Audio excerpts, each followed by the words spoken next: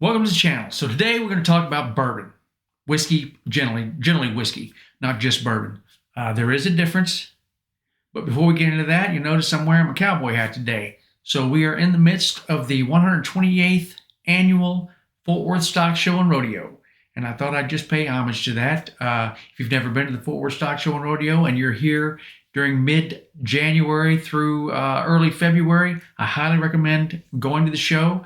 So let's get on into the whiskey. And if you're new to whiskey, there are a couple of things that you might hear or learn, and I highly recommend that you do some research on your own. But there are whiskeys that are whiskeys spelled with an E, there's whiskeys not spelled with an E. There's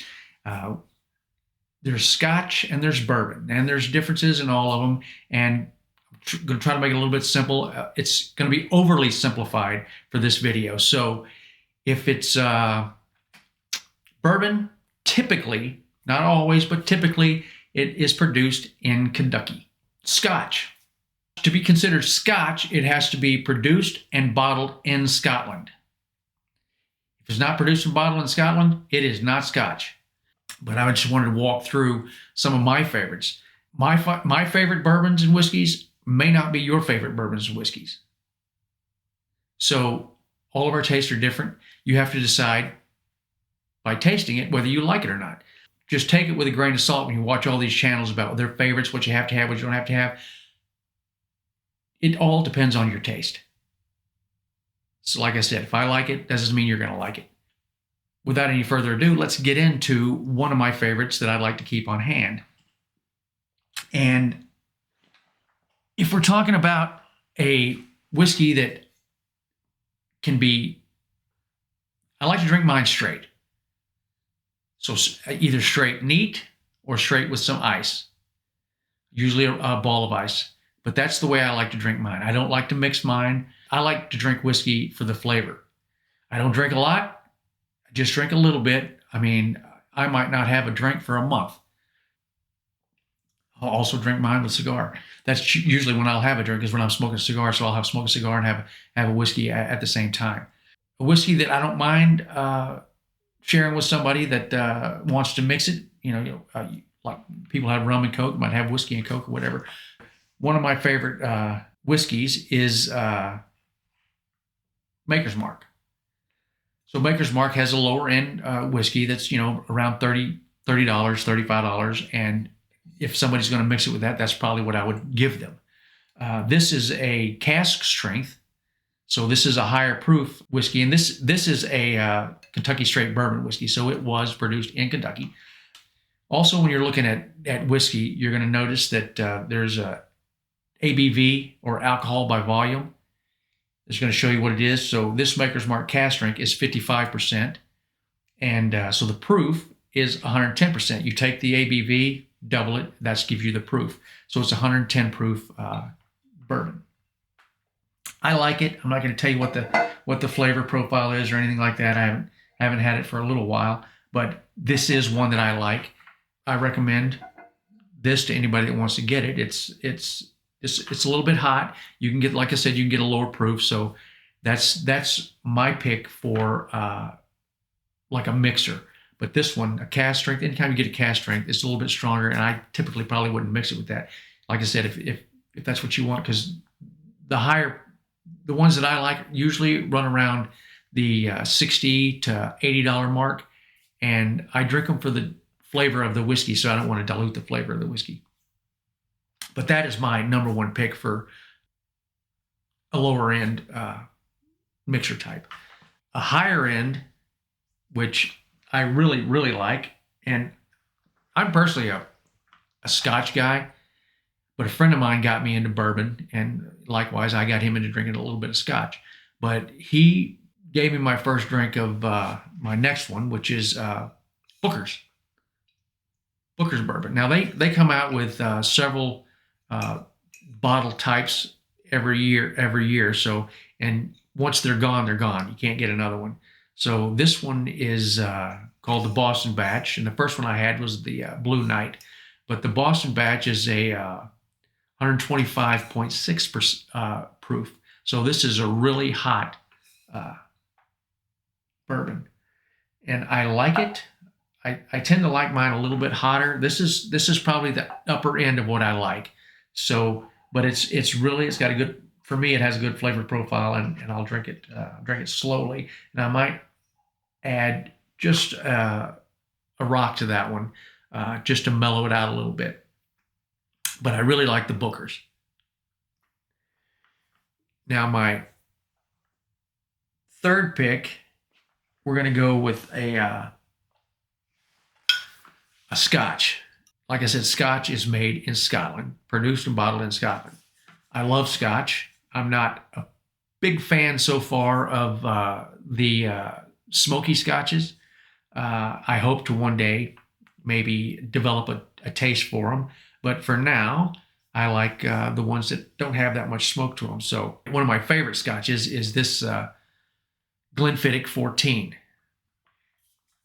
That's got a year statement on there. So I really like the Glenfiddich 14. I have had a couple of the other Glenfiddichs.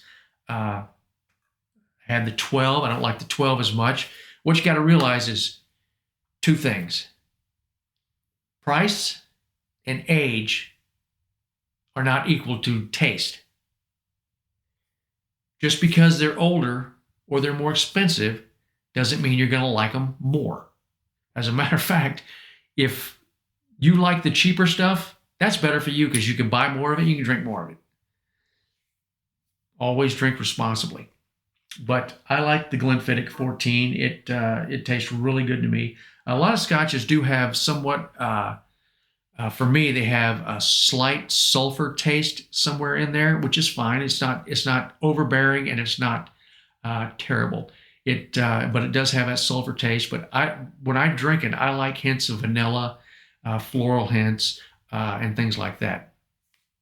So that's what this has in it, and I really like it. I like to have it, like I said, when I'm smoking a cigar.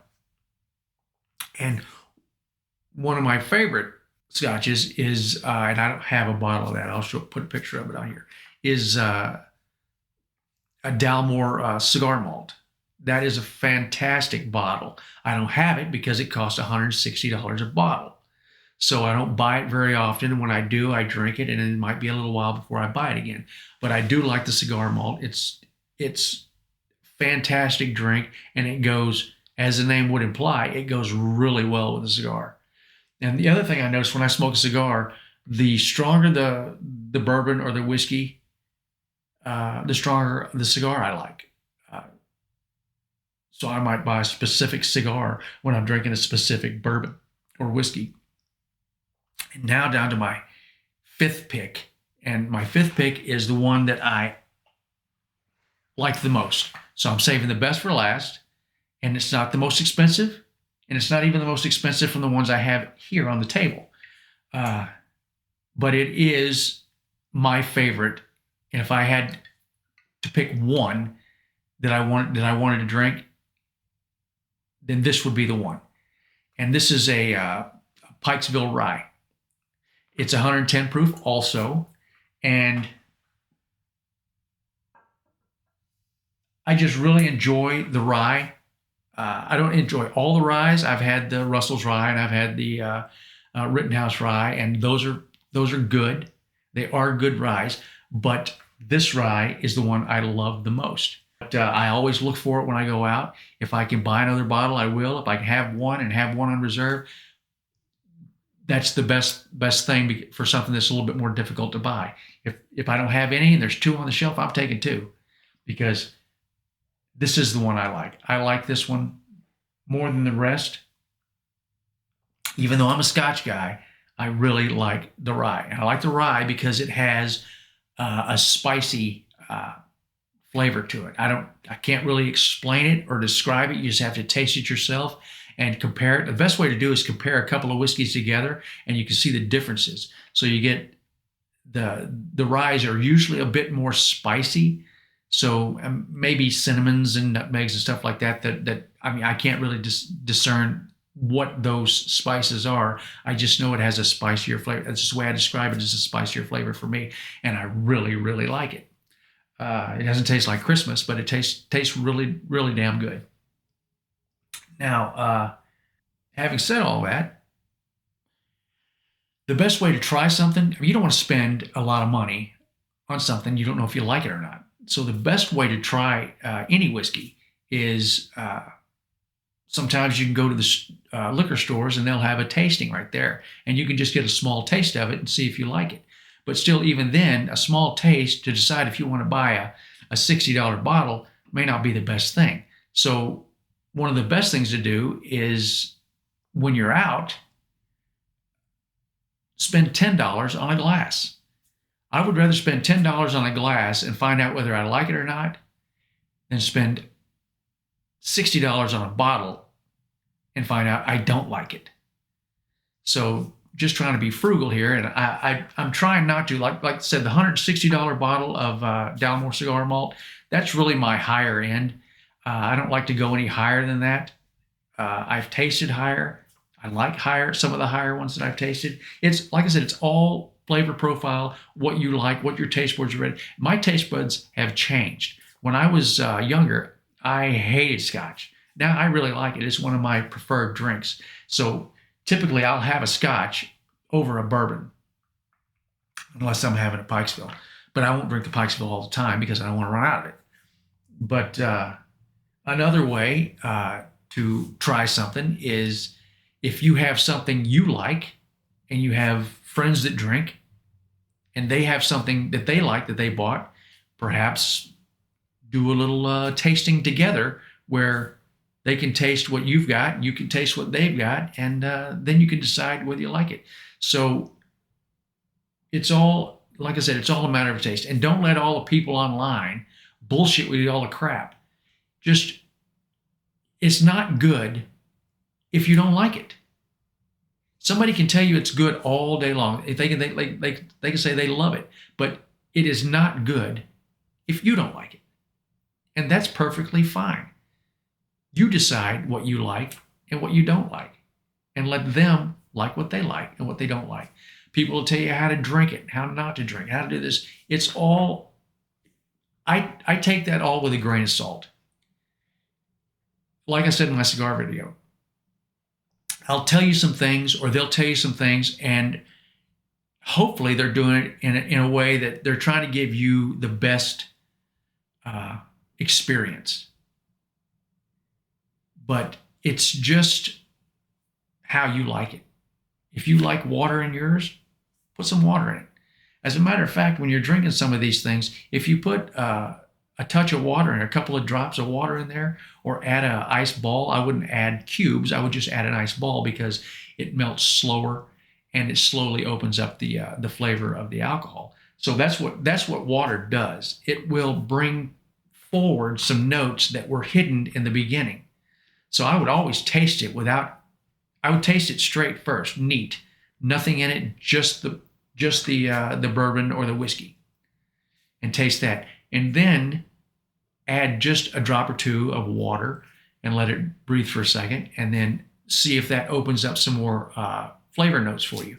And that's really the way to try it. If you're just slamming them, then you might as well go buy a $20 bottle and just slam them. But if you're trying to enjoy the whiskey, then sipping it slowly and trying to recognize the notes or the flavors in there, that's really what you want to do.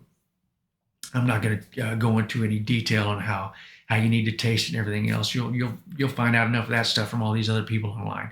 I just wanted to show you what my favorite bottles are, and the five that I would like to keep in my bar at all times for me. So, like I said, if you're going to drink responsibly, don't drink and drive, and enjoy. The best way to enjoy it is to sit down with a friend you haven't spoken to in a while and share a glass. And if I can also have a cigar, a glass of whiskey, and a friend to talk to, that's the trifecta for me. That's a good day. If you like this video, make sure to hit the like button, subscribe so you'll be notified when new videos are uploaded, and peace out.